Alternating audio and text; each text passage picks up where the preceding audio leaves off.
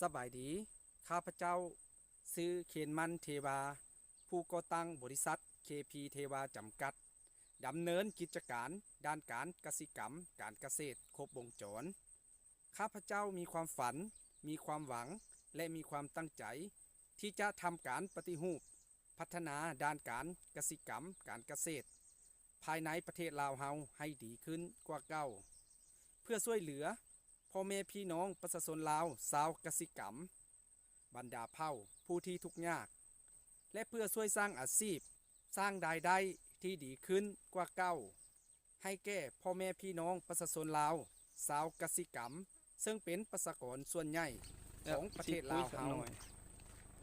ข้าพเจ้าเป็นชาวกสิกรรมเก็บนา ตายหมดแล้ว สวนมาแต่น้อย ในค จึ น ง ใน ได้รู้จึงได้เห็นถึงปัญหาความยุ่งยาก